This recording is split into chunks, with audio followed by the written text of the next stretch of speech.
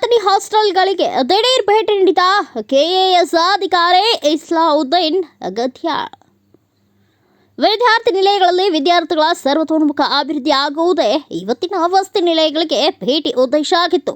ತಾಲೂಕಿನ ಹಿಂದುಳಿದ ವರ್ಗಗಳ ಕಲ್ಯಾಣ ಇಲಾಖೆ ವಸತಿ ನಿಲಯಗಳು ಉತ್ತಮವಾಗಿ ಕಾರ್ಯನಿರ್ವಹಿಸುತ್ತಿವೆ ಎಂದು ತಾಲೂಕು ಉಸ್ತುವಾರಿ ಕಾರ್ಯದರ್ಶಿ ಹಾಗೂ ಆಡಳಿತಾಧಿಕಾರಿ ಕರ್ನಾಟಕ ಪರೀಕ್ಷಾ ಪ್ರಾಧಿಕಾರ ಇಸ್ಲಾವುದ್ದೀನ್ ಗದ್ಯಾಳ್ ಅಭಿಪ್ರಾಯಪಟ್ಟರು. ಅವರು ಶನಿವಾರ ಹಿಂದುಳಿದ ವರ್ಗಗಳ ಕಲ್ಯಾಣ ಇಲಾಖೆ ಹಾಗೂ ಸಮಾಜ ಕಲ್ಯಾಣ ಇಲಾಖೆ ವಸತಿ ನಿಲಯಗಳಿಗೆ ದಿಢೀರ್ ಭೇಟಿ ನೀಡಿ ಪರಿಶೀಲಿಸಿ ಸುದ್ದಿಗಾರರೊಂದಿಗೆ ಮಾತನಾಡಿದರು.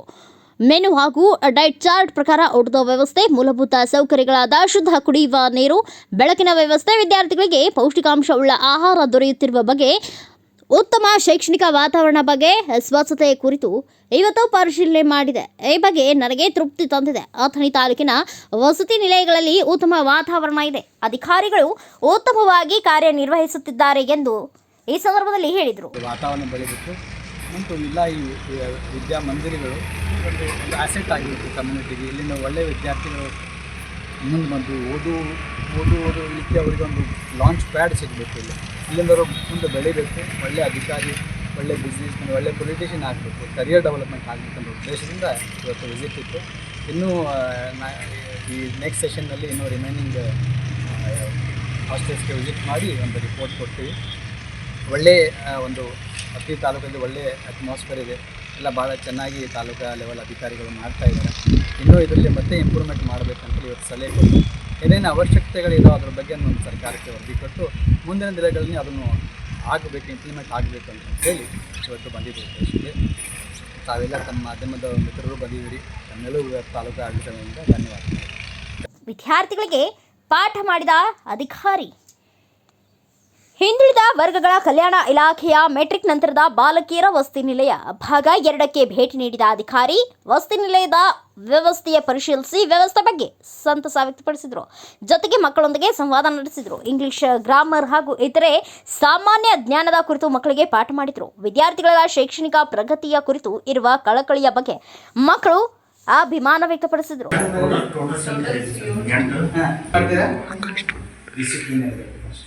ನಮ್ಮಲ್ಲಿ ಡಿಸಿಪ್ಲಿನ್ ಇದ್ದರೆ ಅವರೇ ಡಿಸಿಪ್ಲಿನ್ ಬರೋದು. ನಾವೇ ಡಿಸಿಪ್ಲಿನ್ ಇಲ್ಲ ಅಂದರೆ ಅವರು ಮಾಡೋದು. ನೀವು ಕೈ ತೊಳ್ಕೊಂಡು ಕ್ಲೀನಾಗಿ ಸ್ಯಾನಿಟೈಸ್ ಮಾಡಿ ನಿಮ್ಮ ಕೈ ತೊಳ್ಕೊಂಡು ಅಡುಗೆ ಮಾಡಿದ್ರೆ ಅವರು ಹಂಗೆ ನಮ್ಗೆ ಕೊಡ್ತಾರೆ. ಯಾಕಂದ್ರೆ ಅವ್ರು ನನ್ನ ಪ್ರಾಬ್ಲಮ್ ಮಾಡ್ತಾರೆ. ನೀವು ಹಂಗೆ ಇದ್ದರೆ ಅವರು ಹಂಗೆ ಇರ್ತಾರೆ. ಫಸ್ಟ್ ಕ್ಲೀನಿನೆಸ್ ಇರಬೇಕು. ನೀವು ಏನು ಮಾಡ್ತೀರ ಕ್ಲೀನಾಗಿರಬೇಕು. ಕಾಕ್ರೋಚ್ ಇದಾವ ಇಲ್ಲ? ತರಕಾರಿ ಡೈಲಿ ತರ್ತೀರಾ ಹೇಗೆ ವಾರಕ್ಕೊಮ್ಮೆ ತರ್ತೀರಾ? ಡೈಲಿ ಚಪಾತಿ ಇದು ಮೊಟ್ಟೆ ಯಾವಾಗ ಕೊಡ್ತೀವಿ? ಸ್ನಾನ ಡೈಲಿ ಸ್ನಾನ ಮಾಡಬೇಕು.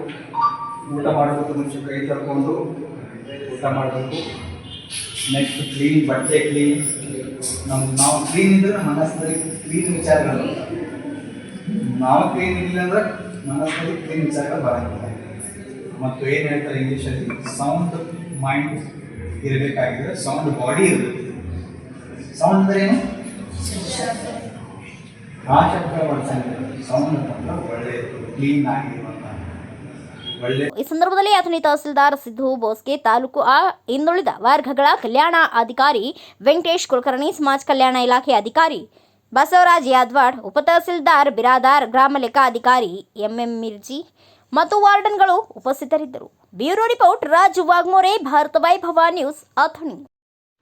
Thanks for watching. Read, discuss and debate with editor Dr. Yan Prashant Rao. Wanted reporters in print, digital and visual media for Bharat Vaibhav Daily Newspaper, BV News 5 Channel and BV Fast Web News from all the talukas of Karnataka, Goa and Maharashtra.